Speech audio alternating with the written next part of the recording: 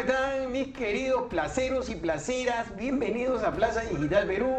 Acá yo desde la casa de el congresista Alejandro Muñante, quien está postulando al Senado con el número 3, Senado Nacional de Renovación Popular. Chicos, esta entrevista es muy importante porque vamos a conocer no solamente las propuestas, no solamente vamos a conversar sobre acontecer mediático, sino que también vamos a preguntarle a Alejandro algunas cosas personales que todos ustedes tienen que conocer. Vamos a hablar distintos temas y espero que en sus preguntas ustedes, por favor, me hagan preguntas inteligentes, como sé que es mi público tan bonito que tengo. Bienvenido, Alejandro, a Plaza Digital Perú. Muchas gracias. Bueno, estamos compartiendo con toda la gente. Por favor, si usted tiene ahí su celular, comparta la entrevista, por favor, si no nos quedamos cortos. Alejandro, hay varias preguntas que te quiero hacer. Vamos primero un ratito con el tema mediático, muy bien, si me permites, dale. Porque es importante. En estos momentos, acabo de venir en el carro, y desde el día de ayer están habiendo difusiones de trucha encuestas. Sí. Hay que decirlo, pues, chicos, porque... Y lo que a mí más me causa indignación, discúlpeme, Alejandro, ahorita te vas a poder explayar todo, quiero que me entiendan la idea. Lo que me causa indignación es que hay muchos comunicadores muy serios de distintas casas comunicadoras que toman estas truchas encuestas a sabiendas de que son trucha encuestas, porque tienen un historial de trucha encuestas, y de las cuales yo no puedo guiarme de una fábrica de mentiras, y se agarran de esos panfletos, de estas mentiras, y empiezan a hacer análisis. ¿No? Yo quisiera que tú más o menos me digas cómo están tomando ustedes en el partido, y sobre todo tu persona, esta fábrica de psicosociales que están distribuyéndose por todos los medios. Bueno, mira, como tú bien lo has dicho, son psicosociales, ¿no? Son encuestas al sastre, ¿no? Cuando por ahí presentan al señor de Ipsos, ¿no? Con su traje de sastre, no dejan de tener razón, ¿no? Porque claro, es decir, esto no es algo que solo se esté viendo ahora, sino es una constante, ¿no? Es el modus operandi de las encuestadoras en los últimos años, ¿no? En las últimas décadas, debemos decir. Y es que lamentablemente todavía, mi querido Rafael, no se ha podido lograr legalizar una especie de auditoría a estas encuestas, ¿no? Cuando uno quiere meterse en eso, los medios de comunicación te chancan, te destruyen. ¿Por qué? Porque no quiere que nadie los audite. Pues sería importante, sería bueno, creo yo, que si una encuestadora va a sacar un resultado, tiene que contar con la auditoría, al menos pues de la OMPE, del RENIEC, para verificar la autenticidad de las personas que han participado en la encuesta, qué sé yo, alguna forma de fedatear, ¿no es cierto?, los resultados de esa encuesta. Pero eso no existe. Pero no existe, lamentablemente. Completa irresponsabilidad, Alejandro, sí, claro. Porque la gente empieza a crear una opinión con respecto a una información que ellos creen que es certera, que es seria. Así es. Y a la final ese es un psicosocial creado. Y al final termina manipulando el voto, porque como bien lo señalan muchos especialistas, un 20% de la población aproximadamente decide su voto en la cola, ¿no? Y lo decide en función justamente de las encuestas. ¿Quién va primero? ¿Quién va segundo? Ya, por ese voto, ¿no? Entonces, eso realmente no debería suceder. Y si sucede, como, claro, esto pasa en todas partes del mundo, pero debería haber alguna forma de poder auditarlas, ¿no? Ahora, el objetivo creo que está trazado. Ya no hay que ser un experto en política o encuestocracia para darnos cuenta de que la manipulación tiene un objetivo, que es lograr que la señora acá, ¿no es cierto?, pase a una segunda vuelta junto con un candidato de izquierda, que a estas alturas creo que sería Roberto Sánchez más que López Chao, ¿no es cierto? Y eso obviamente no hay que tampoco ser expertos en política para saber que ante una segunda vuelta en ese escenario el ganador sería pues Roberto Sánchez, porque Keiko no le gana a nadie, ¿no? Y está probado hasta la saciedad. Entonces tendríamos nuevamente, Dios no quiera, ruego a Dios que no suceda, pero tendríamos nuevamente a un castillista en el poder. Y no solo un castillista, a un antaurista, porque se han juntado los demonios en un solo partido, ¿no? Antauro, Castillo, Roberto Sánchez y toda esa gente que ha demostrado en la práctica, en los hechos, que desprecian la democracia. Antauro estuvo preso por haberse levantado en armas en Andahuaylas, donde murieron 4 o 5 policías. El señor Castillo está preso por haber cometido un golpe de Estado. O sea, ambos, desde sus trincheras, desde el lugar en el que estaban, han querido destruir la democracia.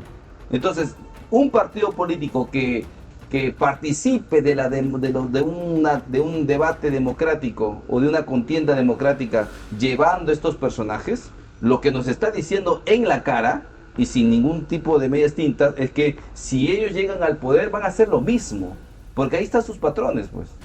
Entonces, lamentablemente, eso podría pasar en el Perú si es que la gente se deja llevar por las encuestas, ¿no es cierto? Y coloca a 2 personajes justamente para preparar nuevamente el camino para llegar al poder junto con la izquierda, ¿no? Y esto lo digo yo, esto no lo dice Alejandro Muñante, pero él de repente él es un poco más reservado, pero yo le digo una verdad, esto es, si quieres tómalo como tú lo quieras tomar, que me estás mirando ahorita, votar por Keiko Fujimori es votar por Roberto Sánchez, porque esa va a ser la consecuencia.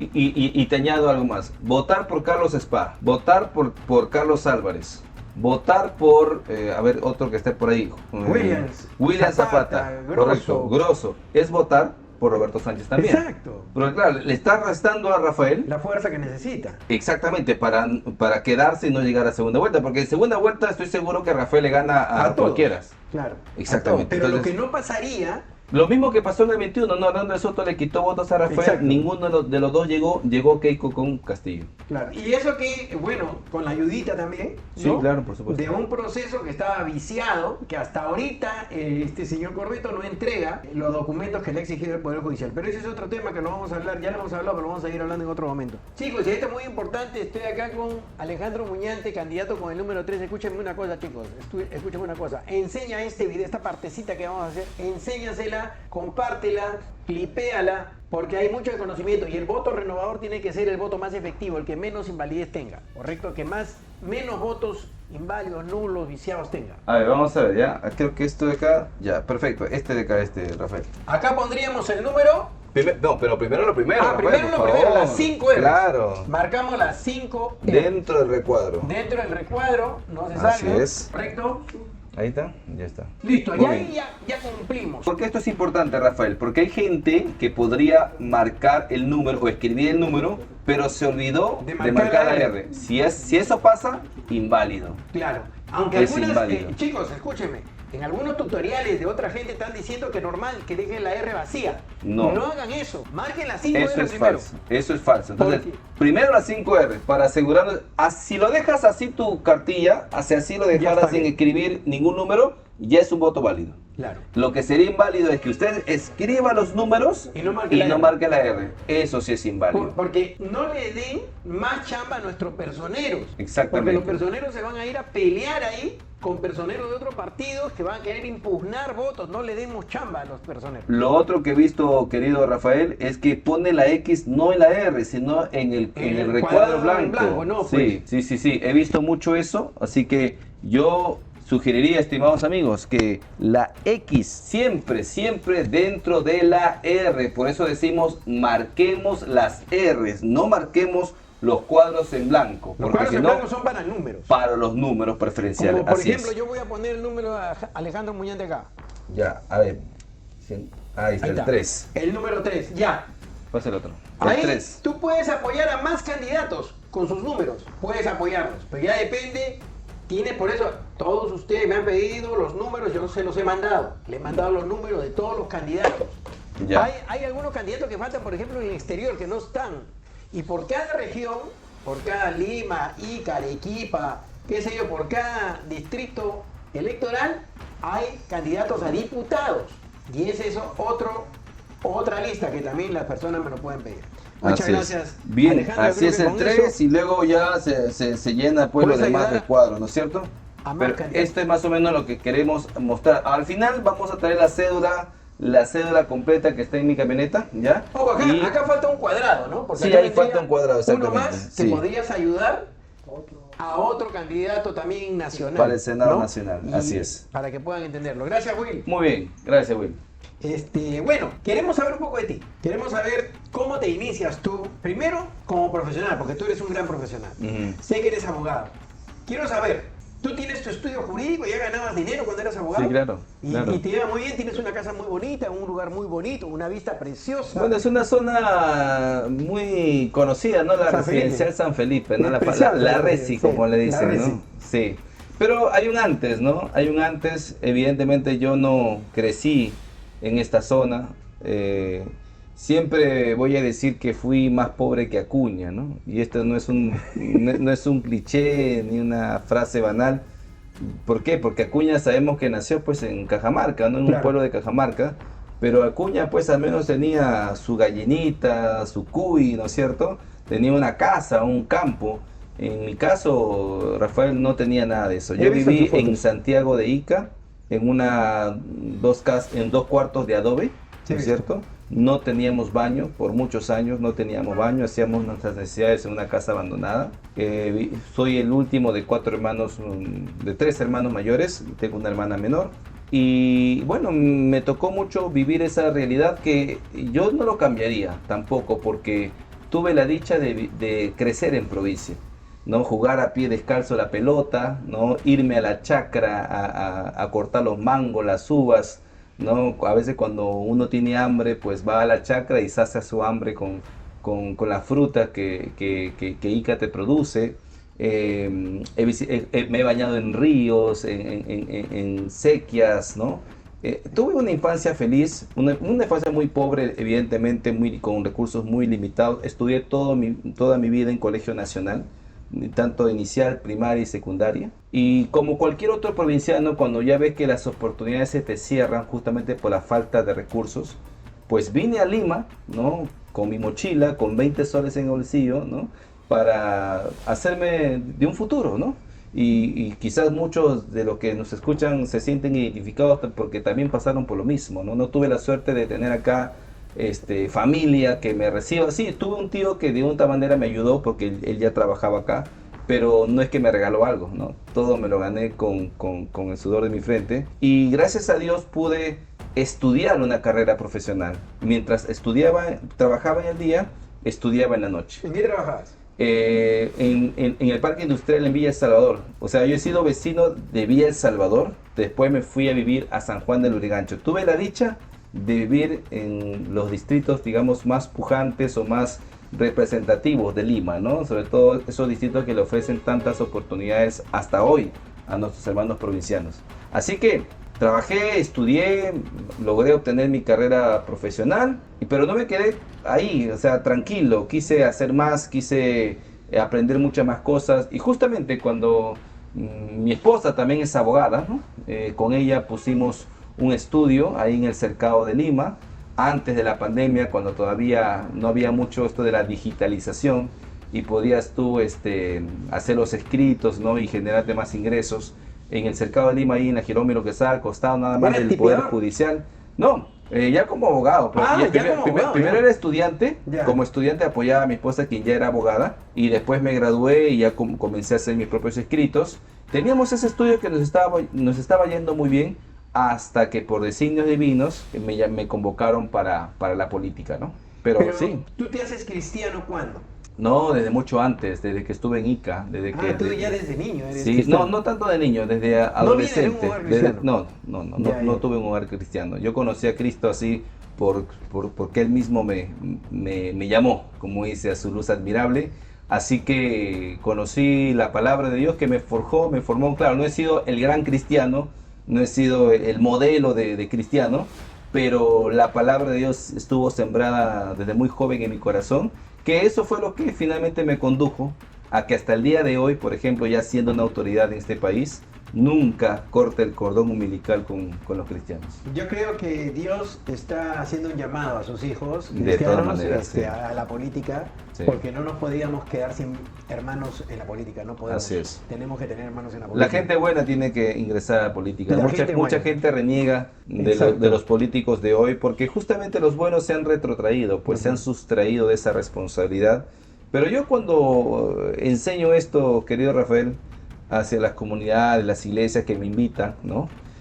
siempre menciono que la política no es buena ni mala, ¿no? La política será buena en la medida en que hombres buenos la dirijan. Exacto. Y será mala en la medida que hombres malos la dirijan. La política es amoral. La política puede bendecir a mucha gente, pero como también puedes maldecir a mucha gente. Mira El Salvador, ¿no? Bukele en El Salvador ha bendecido a toda su nación, trayéndoles paz, reivindicando y rescatando los verdaderos derechos humanos, porque los derechos humanos en principio nacen con los ciudadanos de bien, no nacen con los delincuentes, como acá en el Perú, ¿no? Claro. Acá se preocupa más en los delincuentes que en las víctimas, allá no.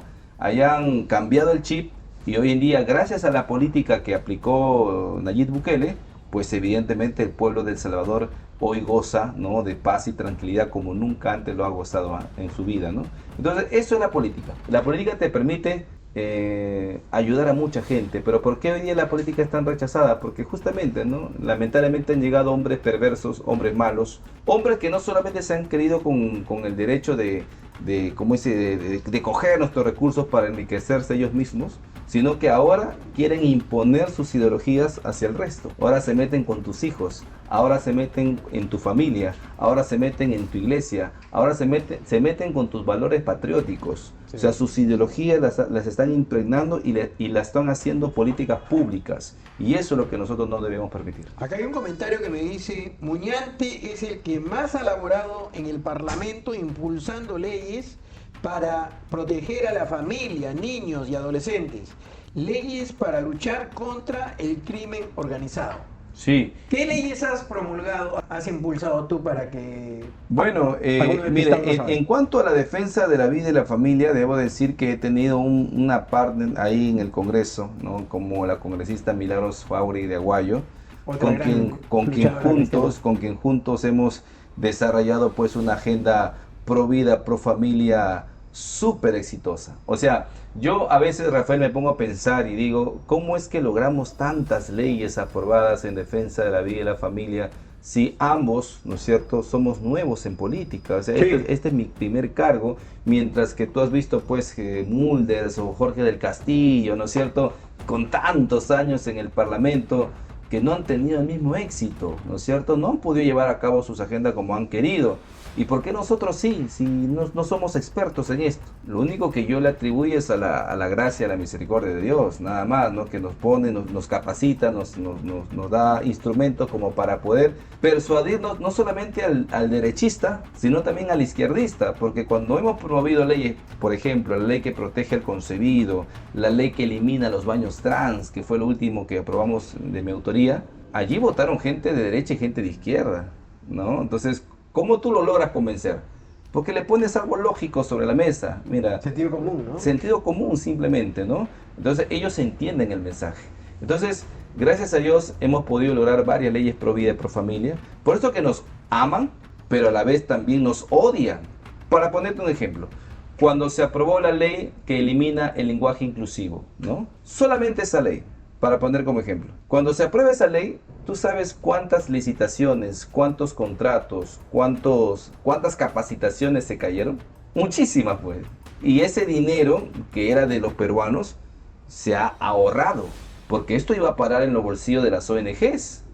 Entonces, ¿cómo no nos van a odiar por eso? Por supuesto que nos odian, pues. Por eso que me mandan incluso amenazas de muerte, etcétera, etcétera, ¿no? Entonces, pero nosotros estamos ahí para ser firmes y consecuentes con lo que nosotros hemos prometido esto antes de llegar al Congreso y lo estamos cumpliendo al pie de la letra. Eso solamente para los temas pro vida y pro familia. Ahora, si tratamos también el tema de la inseguridad, también hay muchas leyes que hemos sacado adelante, ¿no? Una fuerte. Por ejemplo, te cuento, hace 2 días, la PUC, ¿no?, la famosa PUC, ¿no?, que de católica no tiene nada, obviamente, ha sacado una lista de las leyes pro crímenes, ¿no? Y una de esas leyes que ha sacado es la ley que sanciona a los malos jueces y fiscales. Mire, o sea, una ley pro crimen es, según la PUC, sancionar a los jueces y fiscales que liberan delincuentes, capturados en flagrancia, es decir, con las manos en la masa. O sea, para la PUC es mejor dejarlos libres a estas santas palomas, ¿no? Claro, porque están más pensando pues en una justicia pro delincuente. Por eso yo siempre voy a decir y voy a reafirmar que quienes hablan de leyes pro crímenes, en realidad lo que están haciendo es defender una justicia pro delincuente, una justicia que saque cara más por los derechos de los delincuentes que por las víctimas. Entonces, eso siempre lo voy a decir con toda categoría. ¿Por qué? Porque lo están demostrando. ¿Cómo una ley de esta naturaleza, que sanciona a estos jueces que se vuelven cómplices de los criminales, podría ser una ley pro crimen? ¿En qué cabeza, no? Y tú dedicándote a estos temas que no los tocaban, ¿sabes por qué no los tocaban? Porque estaban dedicados a lobbies, estaban dedicados a otros temas, pues, Alejandro. Claro. Porque estos temas, ¿cuánta plata ganas defendiendo esos temas? Ninguna. ¿Cuánta plata ganas defendiendo temas de defender a los niños contra la gente adulta, mayor, que entra a los baños? Por Dios. No hay una ganancia económica, pero por eso nadie se preocupa por ellas. Y por eso es que han sido estas leyes tan maltratadas, dejadas de lado. Y ni siquiera es una, o sea, no es una postura ni siquiera antagónica del aborto, debo decir, porque claro, dicen, no, ese es los por aborto y los pro vida, perdón. No es que seamos dos bandos distintos, no. Yo defiendo lo que dice nuestra Constitución y nuestras leyes, se acabó. O sea, ellos son más bien los que van en contra de nuestra legislación. No son dos simples posiciones antagónicas.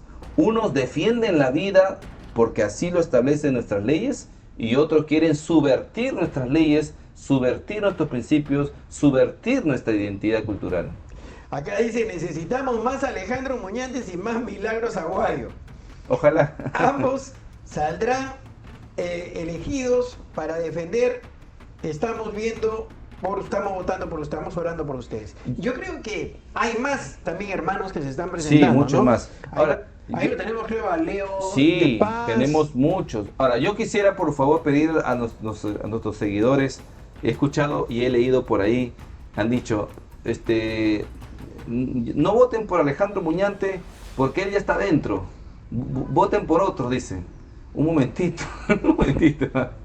Por favor, no digan eso, no se confíen. Voten por mí, por otros candidatos más, porque con este jurado, estimado Rafael, nunca se sabe lo que pueda pasar, ¿no? Y con el tablero moviéndose como se mueve, tampoco. O sea, nadie la tiene segura en estos momentos.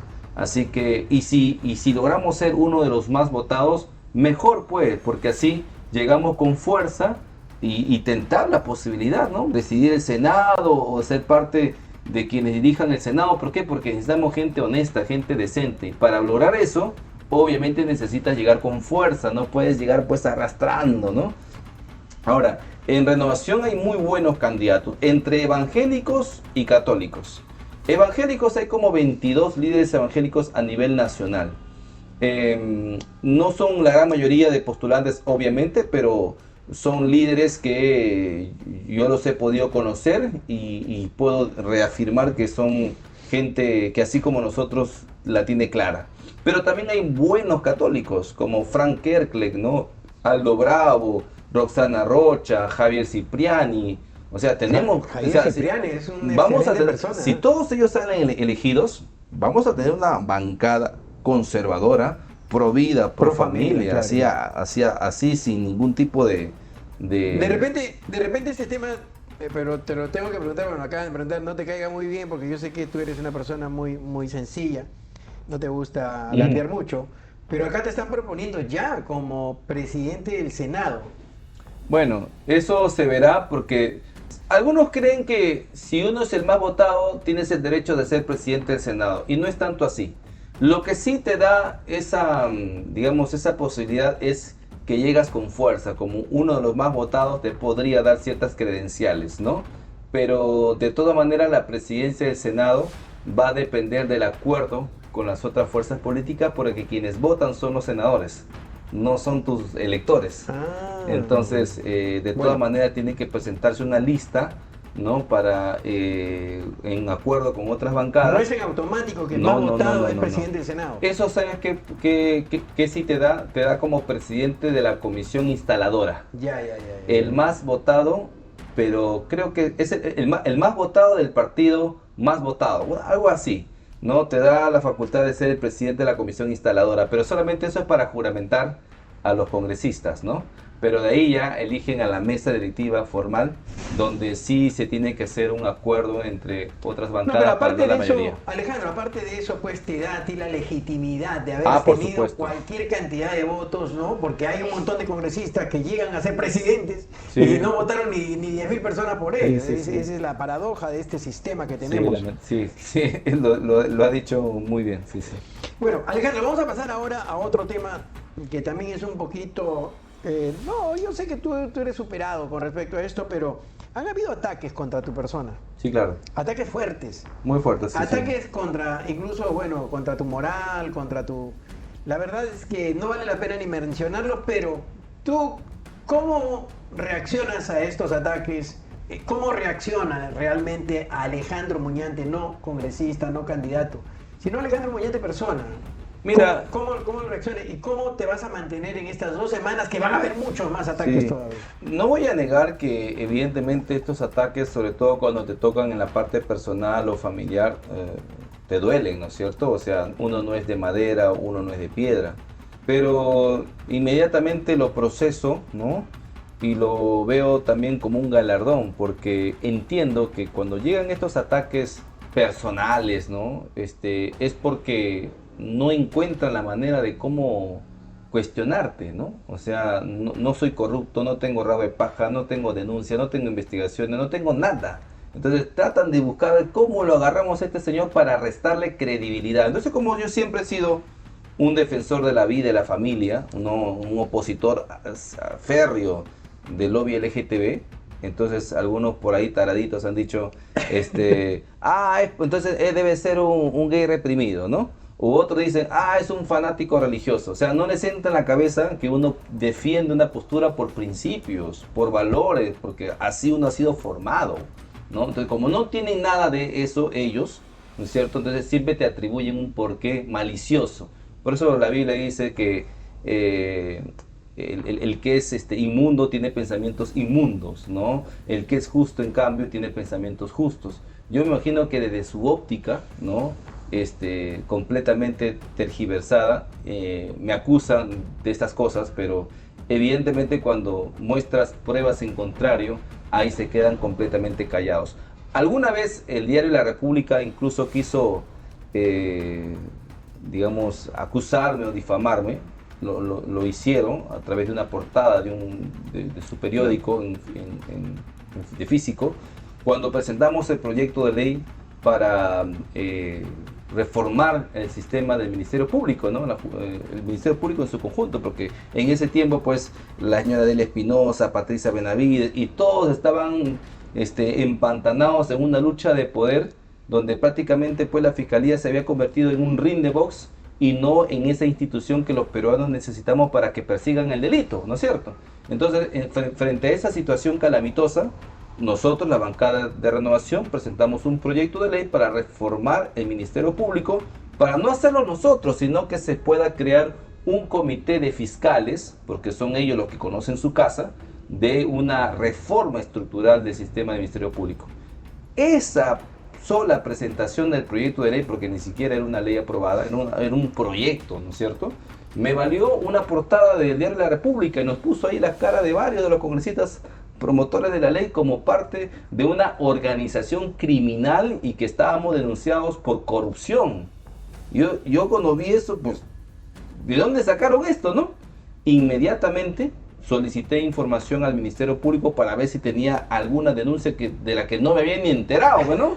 Y obviamente el Ministerio Público negó todo tipo de denuncia que yo tenía en mi contra. Por ahí habían abierto, siempre tú sabes que como funcionario público estás exento de que te pongan una denuncia, pero claro, de eso a que camine o que avance es otra cosa.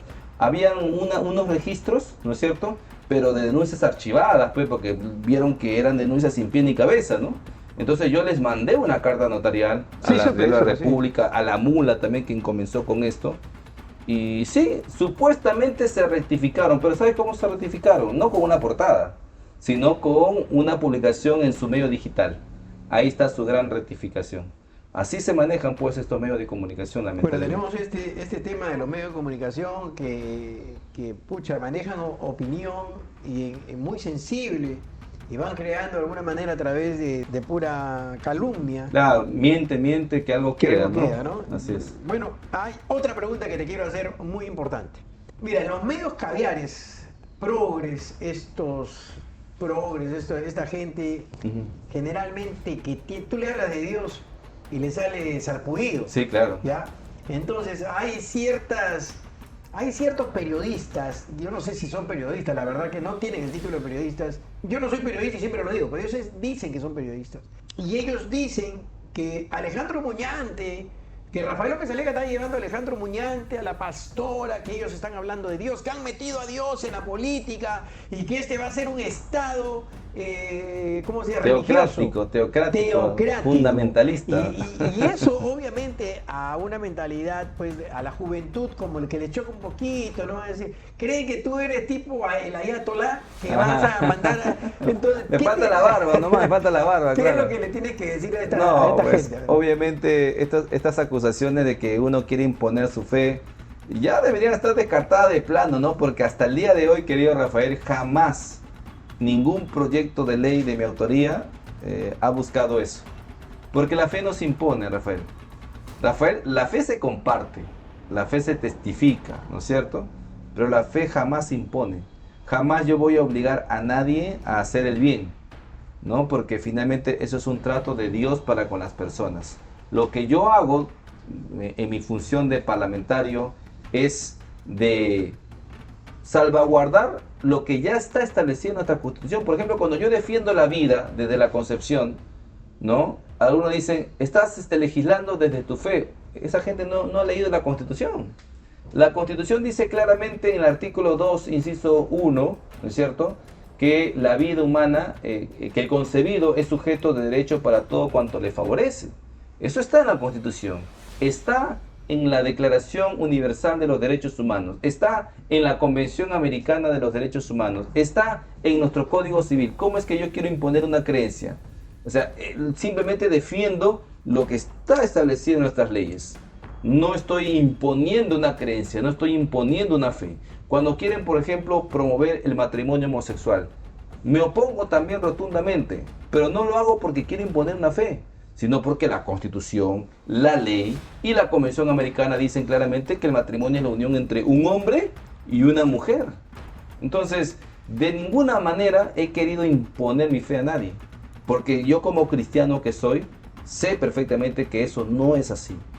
Entonces no lo podría hacer nunca. Yo jamás podría, ni siquiera tampoco podría aprobar una ley para perseguir a los homosexuales, como sí pasa en esos países que has mencionado, donde sí los sancionan, donde sí los encarcelan, incluso donde hasta le imponen la pena de muerte. Eso jamás yo apoyaría, porque también sería anticristiano hacer eso. Porque cosa que hace el otro lado, porque ellos te acusan de volver esto, que te va a un gobierno teocrático, pero cuando tú te vas al otro lado, ellos a propósito no lo hacen por una cuestión de apoyar a la gente, no, a propósito ponen personas, que sí quieren imponer sus creencias. Quieren imponer, por ejemplo, hay programas como Yo Soy, por ejemplo, ¿no? Donde le dan, y esto lo ha dicho un mismo participante, ¿no?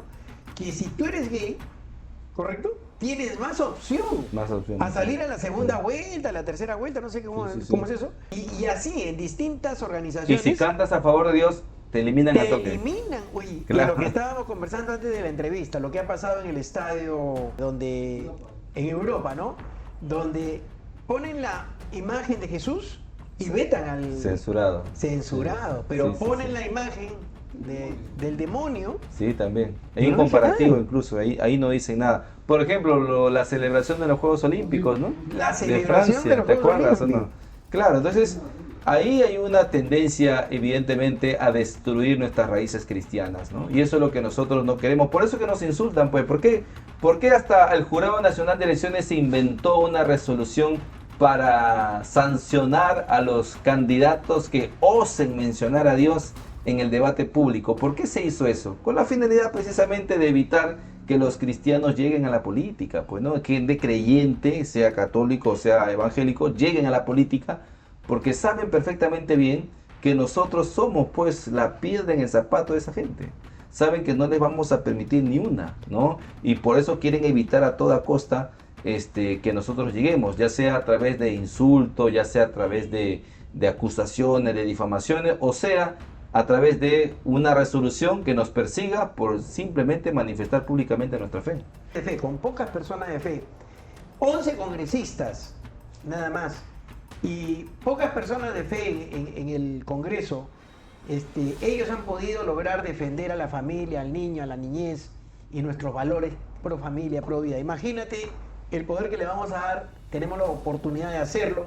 Así que yo quisiera que tú, Alejandro, yo sé que tienes cosas que hacer, nos dejes un mensaje de por qué votar por Renovación Popular, por Rafael López Aliaga y votar y marcar el número 3. Pero date tu tiempo para que lo puedas hacer, pero para poder compartirlo con más personas. Bueno, muchas gracias, Rafael. Mira, es importante que Rafael López Aliaga pueda recibir el apoyo de mucha gente.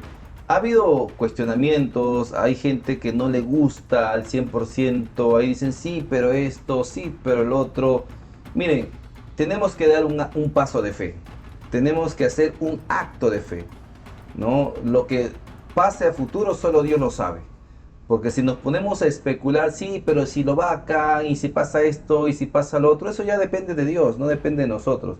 A nosotros lo que nos corresponde es tomar una decisión, fijar una postura y luego que Dios se encargue. Yo aquí les invoco, ¿no?, a que puedan apoyar a Rafael López Aliaga para que sea él el que pase a la segunda vuelta y no tener nuevamente el mismo escenario que tuvimos en el año 2021.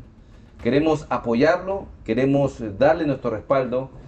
Le hablo a todos los peruanos en general, le hablo a los cristianos en todo el país, que son cerca del 20%, le hablo a los católicos creyentes, le hablo a todos aquellos que aman a su familia, aman la vida, aman su patria. Necesitamos dar ese acto de fe. Y, por supuesto, si Rafael López Aliaga llega a ser presidente, también necesitamos una bancada numerosa en el Congreso. Si Rafael tiene una bancada numerosa, vamos a lograr tres cosas. Uno, la sostenibilidad del país, porque teniendo un presidente que tiene mayoría parlamentaria, eso va a significar que las propuestas, las reformas que ha prometido en campaña, lo pueda llevar a cabo porque va a haber un Congreso que lo va a respaldar. Segundo, lo que vamos a lograr es seguridad, ¿no? Seguridad jurídica, predictibilidad jurídica. ¿Por qué? Porque vamos a tener un presidente que va a ser respaldado. Olvídense de la vacancia, no va a haber vacancia si Renovación llega a tener una mayoría en el Congreso. ¿Por qué hoy hablamos tan ligeramente de vacancia? Porque lamentablemente desde el año 2016 en adelante, ningún presidente ha sido elegido con mayoría parlamentaria. Por eso hemos tenido varias vacancias. ¿Por qué Toledo no lo vacaron? ¿Por qué a Humala no lo vacaron? ¿Por qué a Alan García en su segundo gobierno no lo vacaron? Porque ellos tenían mayoría parlamentaria. Entonces necesitamos recuperar la normalidad, que un presidente tenga mayoría parlamentaria en el Congreso. Y tercero, necesitamos tener una bancada fuerte, sólida, que defienda la vida, que defienda la familia, que defienda nuestros principios y valores cristianos, porque el progresismo se viene con todo en este 2026. Según las encuestas, ya hay 3 partidos políticos que han ingresado han superado el 5%. Y esas 3 bancadas, 4 bancadas son progres, ¿no? Y una derecha tibia, media cobardona, ¿no? Entonces eso podría colocar en riesgo todo lo que hasta el día de hoy hemos avanzado. Y la otra amenaza que se nos viene, además del progresismo, es el Islam. Hay un candidato abiertamente asociado con el Islam.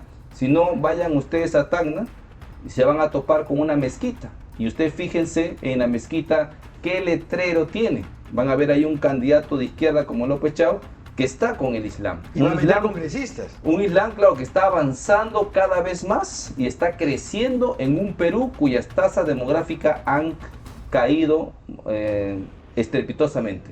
Entonces, estimados amigos, hagamos un acto de fe. La decisión que tomemos de acá en 14 días, 12 días, va a repercutir el Perú de los próximos 5 años. No nos estanquemos de nuevo. Nuestros hijos merecen un país viable, un país generoso, un país que garantice oportunidades para todos. Eso es lo que queremos y por eso les pedimos que apoyen a Renovación Popular. marcando las 5 R's. ¿Me permite, por favor? Las 5 R's, esta es la cédula que ustedes van a recibir, así de grande, estimado Rafael. Nosotros le hemos puesto un cartoncito, ¿no? Para que no se nos mueva, pero así es la cédula que vamos a recibir. Miren ustedes la cantidad de partidos políticos. Esto es gracias a Vizcarra, no hay que olvidar el culpable, de esto, ¿no? Entonces lo primero que vamos a tener que hacer es simplemente mirar abajo, ¿no? Algunos dicen fila 33.